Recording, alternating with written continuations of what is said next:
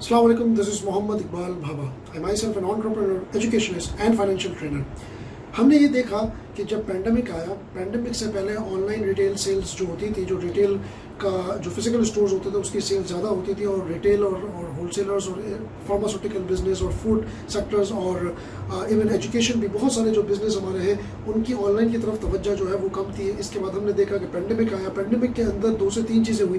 पहली चीज़ तो ये हुई कि कुछ जो बिजनेस थे वो बंद हो गए, कुछ स्ट्रगल में रह गए, कुछ ने ऑनलाइन अडॉप्ट कर लिया, और जो सर्वाइव कर गए, जो स्पीशीज सर्वाइव कर गई वेदर के चेंज के साथ, वो हम आज देखते हैं कि उनका जो बिजनेस मॉडल है उसके अंदर ऑनलाइन सेल एक इंटीग्रल पार्ट बन चुका है। चाहे वो एजुकेशन हो, चाहे वो फूड सेक्टर हो, चाहे वो आपका ऑटोमोबाइल हो, चाहे वो रिटेलर्स हो, चाहे वो होलसेलर्स हो, अब ऑनलाइन जो है वो एक पार्ट एंड पार्सल बन चुका है।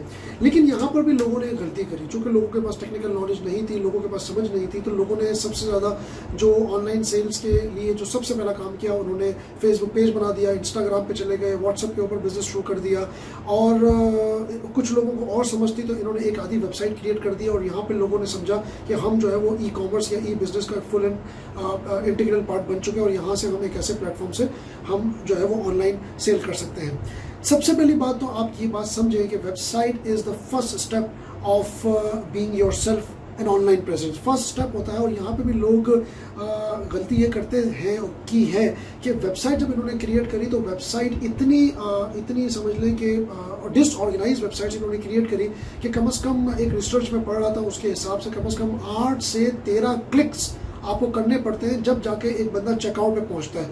और जब चेकआउट पे पहुंचता है 8 से 13 क्लिक करने के बाद, तो 90% लोग जो होते हैं, जिसको हम टेक्निकल ज़बान के अंदर कार्ट अबेंडनमेंट कहते हैं। कार्ट अबेंडनमेंट का मतलब कि बिल्कुल चेकआउट के प्रोसीजर के ऊपर है और वो सबमिट कर रहे हैं, प्रोसीड टू चेकआउट हो चुका है और अपनी क्रेडिट कार्ड डिटेल्स डालें, और यहीं पे इन्होंने अबेंडन कर दी, ट्रांजेक्शन अबेंडन कर दी, विंडो क्लोज कर दी, क्योंकि वो थक चुके थे 8 मिनिमम और मैक्सिमम 13 क्लिक्स करके। तो सबसे पहले इन सारे जो मैंने आपको अभी प्रॉब्लम्स बताई हैं कि फेसबुक के ऊपर और इंस्टाग्राम के ऊपर और व्हाट्सएप के ऊपर और वेबसाइट को इतनी डिसऑर्गेनाइज कर देना कि जो कस्टमर है वो एक इस तरह के जर्नी से गुजरता है, from the start of the advertisement till the final and, वो इस तरह के एक्सपीरियंस से गुजरता है कि वो कहता है मुझे ऑनलाइन काम नहीं करना। ये सारे प्रॉब्लम का जो है वो सोल्यूशन क्या है सर? सोल्यूशन ये है कि सबसे पहले तो आपने ये बात समझने की ज़रूरत है कि जब भी आप वेबसाइट क्रिएट करें, पहला स्टेप ही वेबसाइट होता है। वेबसाइट का मतलब ये नहीं होता कि आप ऑनलाइन ई कॉमर्स या ई बिजनेस की तरफ मूव कर चुके हैं। सबसे पहले आपने वेबसाइट अपनी क्रिएट करनी है, और वेबसाइट क्रिएट करने के बाद ये बात समझनी है कि रिसर्च के हिसाब से कम 3 से 4 क्लिक्स होने चाहिए जिसपे आप कस्टमर को चेकआउट पे लेकर आ जाए। यानी कि 3 से 4 क्लिक से ज़्यादा इतना आपने ऑप्शंस, फीचर्स, बटन्स, इतने पेजेस क्रिएट नहीं कर देने वेबसाइट को, क्योंकि वेबसाइट जितनी हैवी होगी उतना ही वेबसाइट का जो लोड है, लोडर टाइम ज़्यादा लेगा। तो कस्टमर ये नहीं देखेगा कि उसके इंटरनेट का मसला है, कस्टमर ये देखेगा कि भाई आपकी वेबसाइट जो है वो इतनी डिसऑर्गेनाइज्ड है और इतनी उसके अंदर लोड टाइम ज़्यादा है कि मैं उसको फुलफिल नहीं कर पा रहा। तो सबसे पहले आपने काम ये करना है कि वेबसाइट से स्टार्ट करना, और वेबसाइट आपकी इतनी शॉर्ट इन हैंड होनी चाहिए कि 3 से 4 क्लिक करने के बाद जो है वो चेकआउट पे बंदा पहुंच जाए। दूसरी बात आपने ये भी दिमाग में रखनी है कि देखिए, ई कॉमर्स का मतलब ये है कि वेबसाइट में आपने प्रोडक्ट के बेसिक फीचर्स वगैरह तो बता दिए, लेकिन जब तक आपने पेमेंट गेटवे नहीं लिया किसी भी ऐसे पेमेंट प्रोवाइडर सॉल्यूशन से, जैसे बैंक्स हो गए, जैसे ये माइक्रो फाइनेंस बैंक से, या जैसे कोई फिनटेक कंपनी है, अगर आपने उनसे पेमेंट गेटवेज नहीं लिए तो आप एक ई कॉमर्स या ई बिजनेस अपने आप को नहीं कह सकते। पेमेंट गेटवे का मतलब ये है कि अगर आपकी वेबसाइट पे डेबिट और क्रेडिट कार्ड के जरिए या बंदा जो है वो COD के अलावा, कैश ऑन डिलीवरी के अलावा, यूजिंग द वेबसाइट प्लेटफॉर्म अगर आपको पेमेंट नहीं कर पा रहा, तो आप ये समझ लें कि आप ई कॉमर्स नहीं है। ई कॉमर्स का मतलब ही यही है कि आपकी वेबसाइट पे पेमेंट इनेबल हो जाए, यानी कि आपके अकाउंट से निकलकर वेंडर के अकाउंट पे चले जाए, इसको हम ई कॉमर्स कहते हैं। और ट्रू मानो के अंदर वेबसाइट के अंदर अगर ई कॉमर्स इनबिल्ट होता है तो भी आप हाफ वे तक पहुंचे हैं अपनी ई बिजनेस के मॉडल की तरफ। तो याद रखिएगा, वेबसाइट के बाद, यानी कि वेबसाइट एक ऑर्गेनाइज वेबसाइट के बाद सबसे नेक्स्ट जो पॉइंट है जिस पर आपको वर्क करना है वो होता है आपका पेमेंट गेटवे का इनकॉर्पोरेशन इनटू द वेबसाइट या इंटीग्रेशन इनटू द वेबसाइट। ये होगी दूसरी चीज़। तीसरी चीज़ आपने ये दिमाग में रखना, आप कहें कि सर ये सारी बातें हम क्यों करें और हमें क्या करने की ज़रूरत है। देखिए एक बात याद रखिएगा, अभी मैं एक और रिपोर्ट पढ़ रहा था, उसी रिपोर्ट के अंदर ये भी था कि 2040 के अंदर कम से कम 90% ट्रांजैक्शंस ऑनलाइन हो जाएंगे। और आप पाकिस्तान में भी देखते हैं कि आए दिन स्टेट बैंक जो है वो एक फिनटेक कंपनीज को इंकरेज कर रहे होते हैं, माइक्रो फाइनेंस बैंक को जो है वो मोर जो है वो आज़ादी दे रहे हैं, ऑटोनॉमी दे रहे हैं, और बैंकिंग ट्रांजैक्शंस को जो है वो स्ट्रीमलाइन करने की कोशिश की जा रही है ताकि बीच में से जो है वो मिडिल मैन का कॉन्सेप्ट खत्म हो जाए, बैंक और कस्टमर्स जो है वो डायरेक्ट हो जाए, या गवर्नमेंट और कस्टमर्स डायरेक्ट हो जाए, और बीच में से सारे मिडिल लाइन्स खत्म हो रहे हैं। तो ये 2040 तक बहुत बड़ी फोरकास्ट है, बहुत लंबी फोरकास्ट है, लेकिन 2040 तक आप ये समझ लीजिएगा कि 90% ट्रांजैक्शन जो है वो ऑनलाइन हो रही है। तो आपको आज से मेहनत करनी है ताकि 3 से 5 से 8 साल के अंदर अंदर आप भी ऑनलाइन के अंदर एक इंटीग्रल रोल प्ले कर सकें, और आपकी सेल के अंदर भी जो ऑनलाइन सेल हो वो एक इंटीग्रल पार्ट हो। ये बात समझने के बाद आप ये बात समझिएगा कि जब आपने अपनी वेबसाइट क्रिएट कर ली और उसके अंदर पेमेंट डाल दिया, तो थर्ड स्टेप जो है वो ई कॉमर्स से ज़्यादा खतरनाक है। वो ई कॉमर्स से ज़्यादा खतरनाक क्या चीज़ है, इसको हम कहते हैं क्यू कॉमर्स। अब ये क्यू कॉमर्स क्या चीज़ है?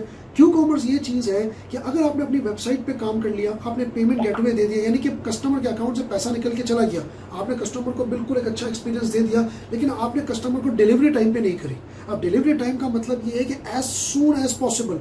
तो क्यू कॉमर्स एक नया कॉन्सेप्ट निकला दुनिया के अंदर जिसका नाम है क्विक डिलीवरी, क्विक कॉमर्स, यानी कि अब कस्टमर से सब्र नहीं हो रहा। वैसे भी ऑनलाइन के अंदर अगर आप पाकिस्तानी ऑडियंस को देखें, या इंडियन ऑडियंस को, या बांग्लादेशी ऑडियंस को, या ग्लोबल किसी भी ऑडियंस को जो ऑनलाइन प्रेजेंस रखते हैं, आप ये देखते हैं कि उनके अंदर सब्र नहीं होता।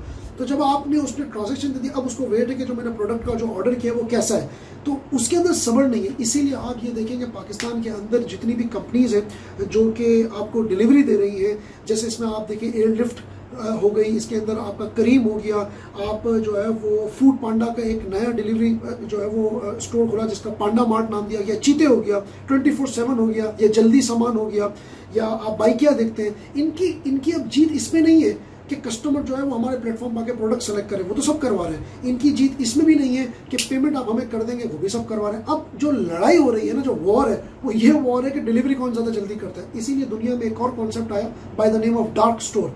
डार्क स्टोर, थोड़ा वीडियो लंबा हो जाएगा, लेकिन डार्क स्टोर आप नेट पे जाके जरूर सर्च करिएगा। ये दुनिया इस चीज़ पर डार्क स्टोर पर आ रही है। डार्क स्टोर का मतलब सर क्या इसमें लाइट नहीं होती? हाँ, लाइट नहीं होती। इसलिए लाइट नहीं होती, मतलब लाइट होती है, लेकिन इसका नाम डार्क स्टोर सिंबॉलिकली इसलिए दिया गया क्योंकि इसमें सारे रोबोट्स काम कर रहे होते हैं। और डार्क स्टोर का मतलब आप ये भी समझ लें कि एक ऐसा स्टोर जो कि पब्लिक से, यानी कि जहाँ पर उसकी जो पब्लिक है वो उससे नियर होगा, लेकिन वो पब्लिक के लिए नहीं होगा। मतलब ऐसा नहीं होगा लाइक सुपर मार्ट, क्या आप पब्लिक आके वहाँ पे जो है वो अपनी सामान ले सकती है, ऐसा नहीं है, लेकिन वो पब्लिक के क्लोज होगा ताकि डिलीवरी जल्दी हो सके। जैसे आपको मैं एक बात बताऊँ, नेटफ्लिक्स ने इंडिया में क्या किया था, नेटफ्लिक्स का जो सर्वर है वो यूनाइटेड स्टेट्स पे है, नेटफ्लिक्स को इंडिया के अंदर जो है वो अपनी प्रेजेंस लानी थी। तो नेटफ्लिक्स ने क्या किया, नेटफ्लिक्स ने कहा कि भाई हमारी जीत उस वक्त है जब एक इंडियन जो है वो हमारी जो वीडियो देखें तो वो बफरिंग ना करें। अब बफरिंग करने का मतलब ये है कि इंडिया का जो इंटरनेट है या जो पाकिस्तान का इंटरनेट है वो कनेक्ट होकर यूनाइटेड स्टेट्स के सर्वर तक जाएगा और फिर बैक आके जो है उसको रिस्पॉन्स मिलेगा। तो डाटा की जो है वो ट्रैवलिंग होगी, उससे वो जितनी स्पीडली स्मूथली डाटा की ट्रैवलिंग होगी उतनी बफरिंग नहीं होगी। और अगर ज़्यादा ट्रैवल कर रहा होगा डाटा तो बफरिंग ज़्यादा होगी। तो नेटफ्लिक्स ने इसका क्या सोल्यूशन निकाला, नेटफ्लिक्स ने कहा एक काम करते हैं, हमारी सर्वर के ऊपर जितनी वीडियोज़ बनी हुई है उसकी इन्होंने एक हार्ड डिस्क क्रिएट करी और हार्ड डिस्क जाके इंडिया के केबल वालों को दे दी, जो केबल के जो आपके जो केबल नेटवर्क होते हैं उनको दे दी। तो हुआ ये कि जो डाटा ट्रैवल कर रहा था यूनाइटेड स्टेट्स तक, अब वो डाटा ट्रैवल कर रहा है with in the city, India के अंदर ही ट्रैवल कर रहा है। और पाकिस्तान के अंदर भी नेटफ्लिक्स इसी तरह की कोशिश कर रहा है कि डाटा जो है वो ट्रैवल इतना लंबा ना करे, डाटा खाली बस हार्ड डिस्क अगर आपके केबल ऑपरेटर्स के पास रखी होगी तो डाटा का ट्रैवल टाइम कम हो गया। सेम केस रिटेल कर रहे हैं। ये जो डार्क स्टोर है ना, ये पूरी रिटेलिंग इंडस्ट्री को चेंज करके रख देगा, चेंज कर रहा है। क्योंकि अभी जो ग्लोबल कंपनीज है जिसमें होल फूड है, होल फूड ने भी डार्क स्टोर की तरफ जो है वो मूव करना शुरू कर दिया। और इसके अलावा जो ग्रोसरी बिजनेस है, वॉलमार्ट ने टेस्टिंग स्टार्ट कर दी, टारगेट ने टेस्टिंग स्टार्ट कर दी।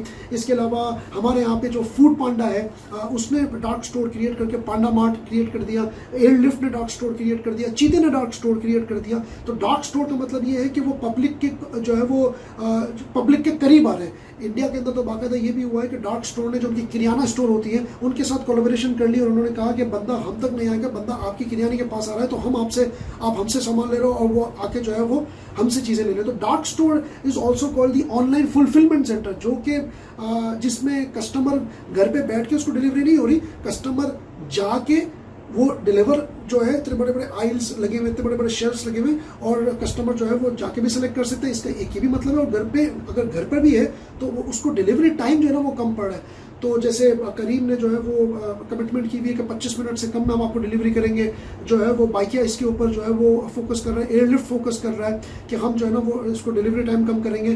तो कहने का मेरा मतलब ये है कि पांडा मार्ट ने तो यहाँ तक कह दिया था कि हम 15 मिनट के अंदर जो है वो डिलीवरी कर देंगे, क्योंकि वो कहता था कि हम फॉर एग्जांपल अगर पिज्ज़ा ले रहे हैं तो पिज्ज़ा में अगर आपने पिज्ज़ा ऑर्डर किया है तो पिज्ज़ा के अंदर जो बनाने का जो टाइम है सिर्फ हमें वही लगेगा, बाकी हम जो डिलीवरी टाइम है ना हम उसको काउंट ही नहीं करते, क्योंकि हम 15 मिनट के अंदर आपको डिलीवरी कर देंगे, इतने फास्ट है। व्हाट आई मीन टू से ऑल अबाउट इज कि पूरी डिटेलिंग जो है वो ऑनलाइन चेंज कर रही है, डार्क स्टोर के कॉन्सेप्ट आ गए। और डार्क स्टोर को हम D2C भी कहते हैं, डायरेक्ट टू कस्टमर, यानी कि कस्टमर को इंतजार नहीं करना पड़ेगा, 15 मिनट के अंदर उसको डिलीवरी हो जाएगी और उससे भी कम की कोशिश की जा रही है। जैसे अमेजोन अपने जो है वो एयर ड्रोन के जरिए डिलीवरी कर रहा है, जिस बीच में ट्रैफिक ही नहीं है, वो जो है वो सैटेलाइट के जरिए जाके आपको डिलीवरी कर देगा। तो आजकल जो लड़ाई है ना वो डिलीवरी है। ई कॉमर्स के बाद अब जो नेक्स्ट वॉर है ना वो क्यू कॉमर्स है, और इस पे जो है वो चीज़ें चल रही हैं। इवन जो कंपनीज हैं उनके लिए प्लग एंड प्ले सॉल्यूशंस आ रहे हैं, यानी कि अब वो कोडिंग का ज़माना, अब वो सिस्टम्स के ज़माने, अब ये नहीं है सिर्फ प्लग किया, प्ले किया और आपके सामने जो है वो सॉल्यूशन आ गए। तो इस तरह के बहुत सारे स्टीमलेस ट्रांजेक्शंस और स्टीमलेस सॉल्यूशंस बन रहे हैं। आप जिस भी बिजनेस के अंदर हो ये सोचें कि आपके कस्टमर को क्या चाहिए। इवन डार्क स्टोर के अंदर ये भी कैपेबिलिटी है कि वो इतने ऑटोमेटेड होते हैं कि वो इर्द गिर्द के जितने भी उनके कंज्यूमर हैं जो उनसे चीज़ें लेते हैं, वो ये भी डाटा क्रिएट करके हेड ऑफिस को पहुंचा देते हैं कि कौन सी चीज़ आज कौन से ज़्यादा लोगों ने ली, और ये डाटा जो है वो अपने हेड ऑफिस को देते हैं। तो अगले दिन ऑटोमेटेड रोबोटिक अपने ट्रांसमिशन सिस्टम इस्तेमाल करके वही डाटा जो है वो फुलफिलमेंट सेंटर को डिस्पैच कर देते हैं विदाउट एनी ह्यूमन और द मैनुअल इंटरेक्शन। तो डार्क स्टोर को ज़रूर आप लोगों ने स्टडी करना है, वेबसाइट के मॉडल्स को स्टडी करना है, और किस तरीके से ये क्यू कॉमर्स जो है वो नेक्स्ट एक बहुत बड़ा रोल प्ले कर सकता है। जैसे पांडा मार्ट मलेशिया के अंदर जो है वो तो फैल ही रहा है, और पांडा मार्ट पाकिस्तान के अंदर भी कोशिश कर रहा है, और डिलीवरी टाइम किस तरीके से आप कम कर सकते हैं। इसी तरीके से सर्विस बिजनेस के अंदर भी अगर फॉर एग्जाम्पल जैसे हम लोग एजुकेशन के अंदर है, तो एजुकेशन के अंदर हमने देखा कि the students don't like to be waited for the recorded sessions after the online class. Live session के बाद स्टूडेंट्स जो है वो रिकॉर्डिंग कहते हैं हमें जल्दी दें आप। तो इसका मतलब क्या हुआ कि हमने एक प्रोडक्ट क्रिएट कर ली लाइव सेशन के दरमियान में, अब बच्चों को हमें डिलीवरी देनी है in the form of recording. तो हमने ये देखा कि the students don't like to be waited, वो कहता है आप जितनी जल्दी कर सके। तो हमने अपने प्लेटफॉर्म के जरिए जो है वो ये कोशिश करी थी कि जब कोविड आया तो we use to take at least 12 hours, क्योंकि हम उसको एडिट भी करते थे, डाउनलोड भी करते थे, अपलोड भी होता था, उसमें बहुत सारी चीज़ें होती थी। फिर हमने उसको रिड्यूस करके 6 घंटे किए, फिर 3 किए, और अब मेरे ख्याल से हम जो है वो विद इन 1 आवर और विद इन 1.5 आवर डिलीवरी करते थे। तो कभी कभार तो 45 मिनट्स के अंदर भी हम डिलीवरी कर देते हैं। डिलीवरी के मुराद जो लाइव सेशन हो उसको रिकॉर्डिंग के जरिए हमने स्टूडेंट्स तक पहुंचा दिया। इसी तरीके से मैं आपको कह रहा हूं कि इसकी पूरी वैल्यू चेन के बच्चा जो है वो आपके पास किस तरीके से पेमेंट जमा करवाता है, किस तरीके से आप उसको प्रोसेस करते हो, फिर डिलीवरी कितनी स्पीड से करते हैं। तो हमने ये अपने सर्विस बिजनेस के अंदर देखा था कि स्टूडेंट जो है वो वेट करना पसंद नहीं करता, हालांकि लाइव सेशन हो चुका है, लेकिन वो फिर भी कहता है कि अब हमें डिलीवरी ज़्यादा दे। इसको हम आउटबाउंड लॉजिस्टिक कहते हैं वैल्यू चेन के अंदर। तो आपने अपने कस्टमर को जितना आप पहचानेंगे उतना ही जो है ना वो आपका फ़ायदा होगा। तो होप करता हूँ कि आपको ये वीडियो पसंद आई होगी और इसको आप शेयर भी करेंगे। Thank you so much for watching this video.